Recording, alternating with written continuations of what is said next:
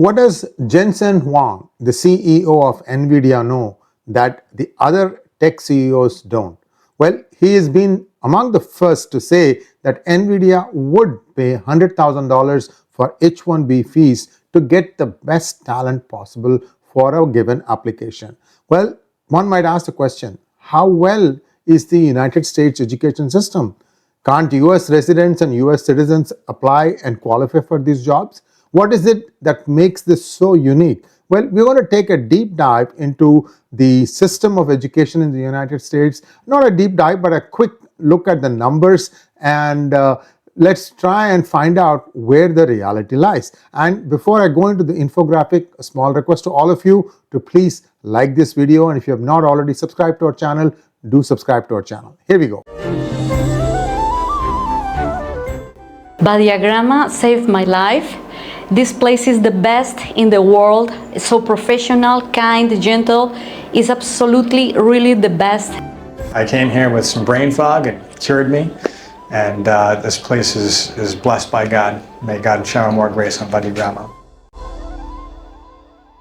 The US STEM talent paradox. What is it? A surplus of graduates, yet the tech sector says that they are not getting enough qualified candidates. What is the difference here? No, the interesting part is of 100 STEM graduates, only 43 are actually doing the job that they learned at school. For example, STEM stands for what? Science, technology, engineering, and mathematics. And the statistics say that only 43% are employed in that sector. The other 57% are not even doing STEM related work. So if you have so much in excess, why then is the need for H-1B? This is a very valid question. I'm looking at it totally from a supply-demand point of view. And I want you all to look at it the same way too. In other words, there's a hint here. If you become that one specialist that everybody wants, then sky is the limit. They'll go to any limits to get you on board into their company. As we are seeing in the AI now, many people are getting paid millions to just join because the company that is hiring you wants to keep you away from the competitors, so the competitor doesn't get a leg up. This is a crazy thought. I think that human brain is quite capable and intuitive, but be that as it may, somebody is making a lot of money, so good luck to them. So let's take a quick look at this situation here. There are people who are saying pro H-1B ban, and there are others who are saying no, the STEM does not really fill the needs. So where does the truth lie? Let's take a quick look. Two sides of the coin. Is it a crisis or is it a surplus? The surplus and mismatch argument goes along these lines. High graduate supply. US universities produce more than enough STEM graduates to meet the overall demand. Next, wage stagnation. In a true shortage, wages would skyrocket. Instead, real wages in many STEM fields have remained flat. Third, academic oversupply. There is a notable surplus of PhDs in specific fields such as biomedical sciences, and these are competing for limited academic roles. You know, if you get a PhD, almost always there are only two things you can do. You can get into academics, or you could go into those companies that are doing a lot of cutting edge research. And these are not that many companies, maybe 200, 300. So as you start getting a PhD, then also you could price yourself out of the market. So that's one side of the argument. Then what is the critical shortage argument saying? Specialized roles are empty. Severe hiring difficulty exists in cutting edge fields like artificial intelligence, cybersecurity, and semiconductor engineering. Foreign talent reliance. The US is heavily reliant on foreign-born workers for doctoral level science and engineering roles. I believe that for doctoral level, I think 1 in 2 is a foreign-born student now getting a PhD in US, and there are skill gaps within the industry. That is, university curricula often lack the specific modern technical skills that companies urgently need. I mean, I can see a need for an H-1B for somebody who has been working in the TSMC labs in Taiwan to come to a fab in United States, get something off the ground, because that kind of a technical knowledge may not be available and may not be taught in the US universities. I get that. So what Jensen Huang has proposed is indeed something very revolutionary, maybe others will also follow suit when they see that there is a cost benefit ratio. So what are the real shortages? We're going to go into that. I hope you've already liked this video, and let's take a quick look at the areas where real shortages exist.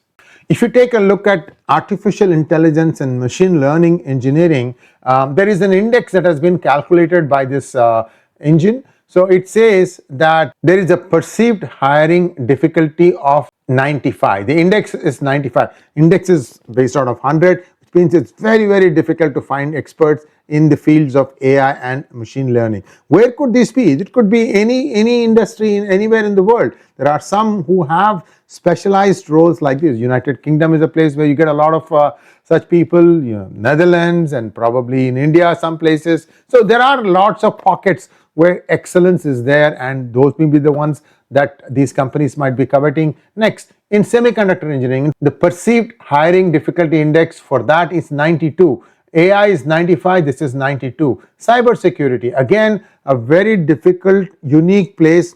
Israel excels in that. So there are areas where specific countries have done a lot of cutting edge research, and they may be the ones who may be ideally suited for such H-1B positions.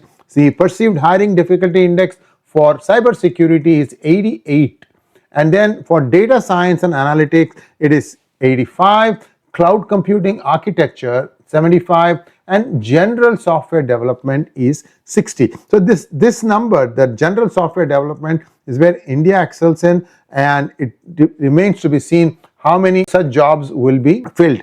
Now, the global talent pipeline, to fill these specialized roles, the US technology sector relies heavily on the H-1B visa program to attract top international experts. This is particularly true at the highest levels of research and development. In United States, 43% of doctoral level scientists and engineers were born abroad. I thought it was 50, it's actually 43.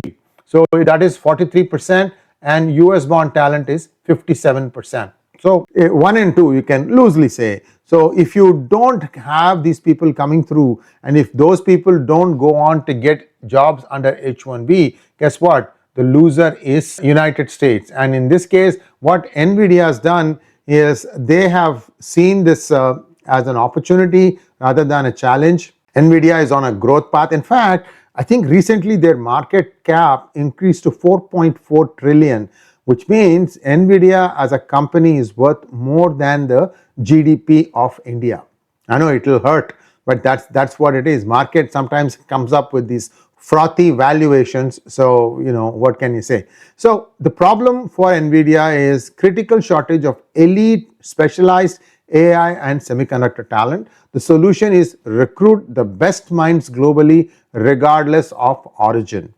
Strategic action is pay the $100,000 H-1B fees for getting the top talent, and the goal is to maintain global leadership and drive innovation by securing essential talent. So this debate is going to rage on, but this is one more of specificity, not the numbers. If you have a specific need for a particular area where you might not find enough qualified graduates in the United States, then the companies are going to go outside of United States to seek the talent. Thanks for watching. Please like, share, and subscribe to our channel. Don't forget to click on the bell button for notifications. Namaskar.